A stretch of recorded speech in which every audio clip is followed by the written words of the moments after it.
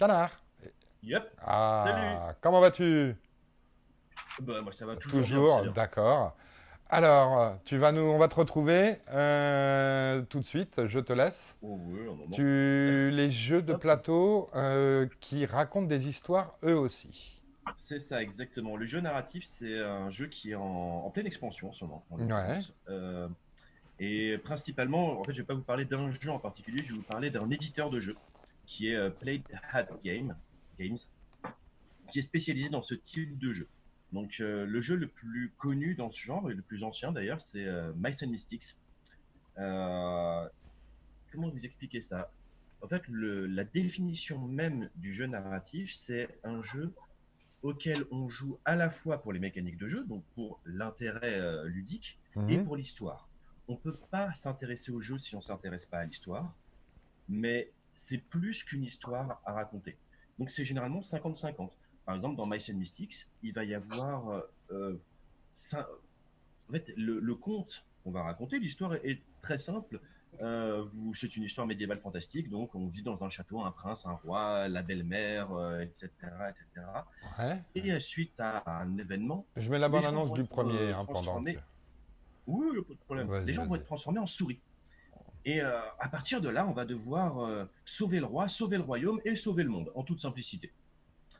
Et bien sûr, on va affronter des adversaires redoutables, comme des rats, des belettes ou même un terrible chat, Ah ce qui oui, va être quasiment impossible pour des souris, bien sûr, mais tout en essayant de sauver le royaume. Donc c'est pas non plus n'importe quoi. d'accord. C'est généralement des jeux qui sont avec énormément de matériel. Là, par exemple, vous voyez qu'il y a différents exemples de plateaux, ils sont tous réversibles, et il y en a une vingtaine de différents.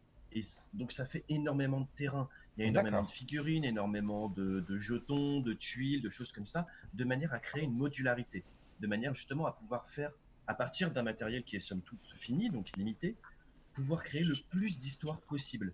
Et c'est un jeu qui a une tannée d'extensions, au moins, je sais pas, 6 7 8 quelque chose comme ça, parce que l'histoire continue et continue. Et avant et après chaque partie, on va lire une partie de l'histoire. Et c'est un D'accord. conte, on va raconter cette histoire au fur et à mesure et vivre l'histoire. C'est le maître du Et jeu qui fait compteur. il n'y a pas besoin de maître de jeu, D'accord. ça n'a pas d'importance. C'est juste que, en fin de compte, chaque partie de gameplay va être en quelque sorte un focus sur l'histoire qu'on est en train de raconter.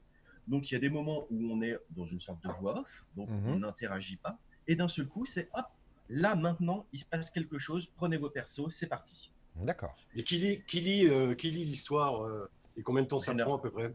Généralement les joueurs à tour de rôle, et combien de temps ça prend? C'est l'équivalent entre une page et deux pages, donc ça va prendre entre 5 et 10 minutes à chaque fois, et la partie gameplay va prendre entre une demi-heure et une heure. Donc c'est pour ça, la partie gameplay va être un peu plus longue, parce que comme c'est un jeu coopératif, il faut que les joueurs discutent entre eux, donc ça prend du temps. Et bah, forcément, pendant la partie histoire, à part à raconter des vannes, ça prend beaucoup moins de temps. Mais voilà, c'est vraiment les deux sont équivalents. C'est vraiment le premier du genre pour une raison qui est simple, c'est que l'histoire est linéaire. Il n'y a pas d'embranchement possible. On raconte une histoire et on va vivre l'histoire au fur et à mesure, mais on n'a pas d'influence sur le déroulement du récit. Et c'est là où on arrive à la deuxième génération de jeux narratifs, qui sont, par exemple, toujours pour enfants, mes jeux préférés de tous les temps. Je trouve ce jeu fantastique. Et là, justement, on est sur la même chose, mais on va avoir une influence sur l'histoire. Donc on va se rapprocher d'un livre dont on est le héros. Ah, les On ne va bons pas livres, vous lire les êtes. mêmes parties du livre en fonction des choix qu'on aura faits, des décisions qu'on aura prises et des actions qu'on aura effectuées. Donc là, par exemple, bah, vous avez un bout d'explication de règles avec les différents persos. Donc moi, pour information, c'est un moment où on voit l'éléphant, c'est moi, c'est Pato. Oui, voilà, on le voit de dos. Pato, c'est mon personnage préféré. Donc l'histoire est assez fantastique. En gros, simple. Les gens ne savent pas, mais les lits des petits enfants protègent des mauvais rêves. Quand on a un lit de grand, donc sans barreaux, on n'est plus protégé contre les cauchemars, et les cauchemars vont venir chaque nuit envahir, envahir les chambres des enfants et essayer de les attaquer. Ouais. Ça, c'est pas une bonne nouvelle. Mais Non. heureusement, ce qu'on ne sait pas non plus, c'est que les peluches, la nuit, prennent vie Il protège et les enfants. ont un but dans la vie, c'est protéger les rêves des enfants. Ah, c'est beau. Quand on parle de protéger, on pense pas du tout en termes métaphoriques, hein. On Non? parle de aller à la cuisine, récupérer des couteaux de cuisine, des attendrisseurs à viande et tout un tas d'armements bien vénères et aller défoncer du cauchemar. Mais vraiment le défoncer. Et on va aller un peu plus loin parce qu'on va aller au pays des rêves, histoire de trouver la source, histoire d'en avoir fini pour de bon. Et donc Carrément. on va suivre cette petite fille, l'histoire de cette petite fille à travers les yeux de Peluche qui ne vivent pas le jour, donc ils ne savent pas exactement ce qui se passe le jour. Ils ne peuvent que supposer ce qui s'est passé pendant la journée en fonction de l'état de la chambre au moment où ils se réveillent. Et ça apporte un point de vue qui est assez amusant. Et chaque chapitre, c'est un jeu qui est décomposé en chapitres, va aborder une question de l'enfance qui est qui est intelligente et qui va être traitée de manière intelligente. C'est normal pour un enfant d'avoir peur du C'est noir. c'est C'est pour quel normal. âge? C'est pour nous, pour se souvenir de nos démons, ou c'est pour les enfants pour plus avoir peur? C'est une question qui est très intéressante. A priori, moi je dirais que Merci. c'est pas avant 7-8 ans. Oui. En fait, il y a un âge pas avant 7-8 ans, pas après 13 ans et pas avant 18 ans. En fait, il y a un âge pendant lequel on n'aura pas le recul nécessaire pour trouver ça à nouveau intéressant et on sera trop âgé, on trouvera ça bébé. Je D'accord. sais pas, moi je Oui, me suis oui, je éclaté à comprends. y jouer. Je comprends. Les enfants Et peuvent accrocher, les ados vont pas aimer, les adultes peuvent aimer. c'est tout à fait ça. Alors, on Parce a... qu'on va parler de vrais trucs, on va parler de la peur du noir, on va parler d'avoir peur le premier jour de l'école, de la peur de l'abandon des parents. Et c'est des thèmes qui sont importants avec les parents. Et le jeu va proposer des sujets de discussion entre les parents et les enfants. Mais D'accord. un ado, il va jamais accrocher à ça. On a Sweet Alec sur, si je prononce bien son pseudo, sur le chat. Merci à tous d'être Mhm. là d'ailleurs, on voit que vous êtes super nombreux. Oui, Qui nous dit c'est un peu l'étape avant le jeu de rôle, c'est entre le jeu de plateau et le jeu de rôle. c'est tout à fait pertinent comme remarque, effectivement. D'ailleurs, il va y avoir des montées en expérience, il va y avoir de l'équipement qu'on va pouvoir se mettre, exactement comme dans le jeu de rôle. La différence fondamentale, c'est euh, dans le jeu de rôle, soit il y a un MJ, il y a un maître de jeu, pardon, donc qui va raconter une histoire, auquel cas là, Mhm. il n'y en a pas. Soit c'est du jeu de rôle narratif, et auquel cas on va inventer l'histoire tous ensemble. C'est D'accord. pas le cas non plus, parce que là, on va quand même suivre des rails.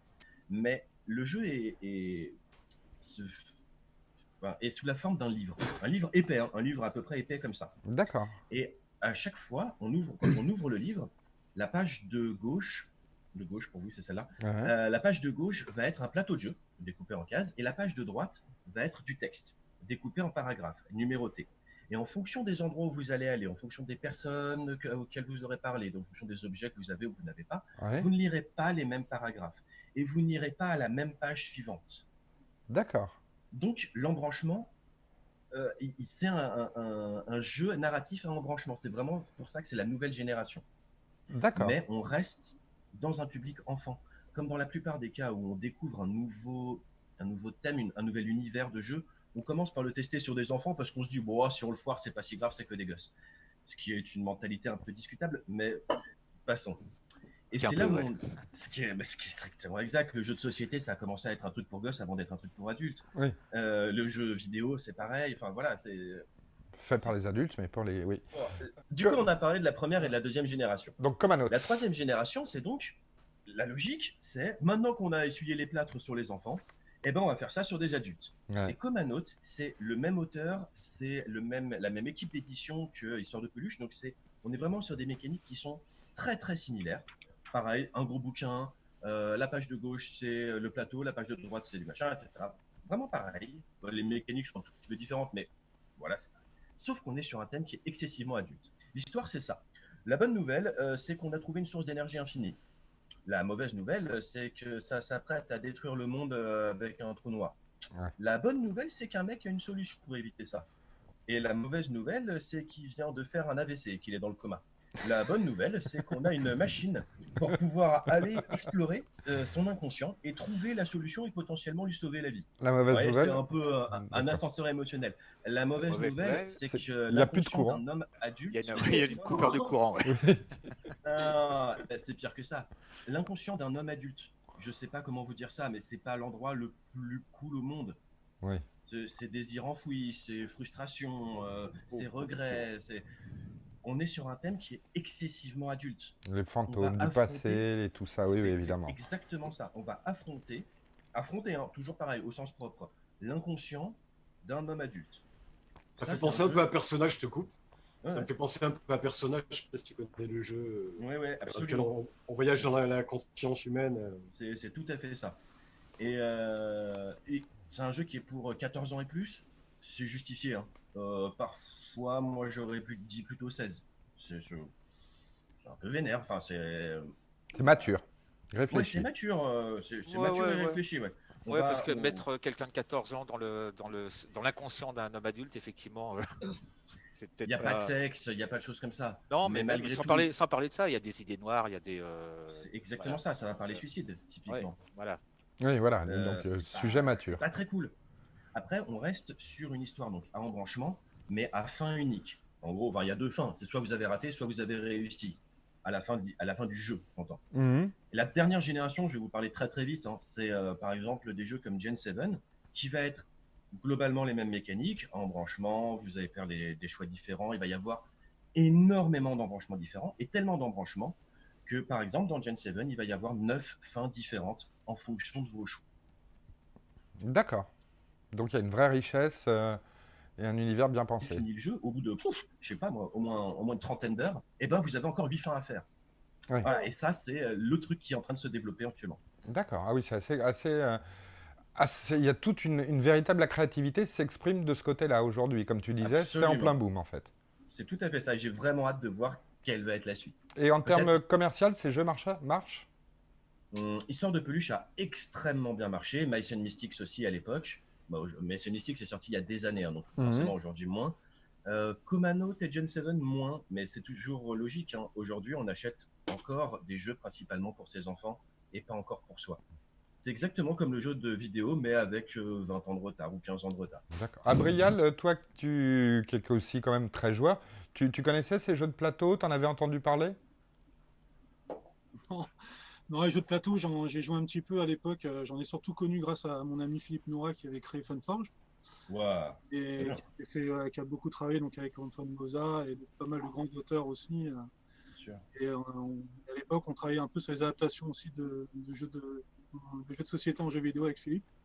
C'est là que j'ai connu un peu ce milieu. Moi, je n'ai jamais été très jeux de cartes et jeux de plateau, mais quand ils ont montré pas mal de jeux sympas qu'eux, ils avaient édités, comme Big ID, Isla Dorada à l'époque, et puis Tokaido par la suite. Et c'est vrai que voilà, on découvre de nouveaux pans de jeux, d'histoires, d'univers qui sont complètement différents de ce qu'on peut connaître dans le jeu vidéo, mais c'est vrai avec des mécaniques qui sont des fois similaires et des belles histoires aussi. Donc, Voilà, avec le principe d'utiliser une mécanique de jeu pour faire ressentir des choses ouais. et mettre en avant un scénario.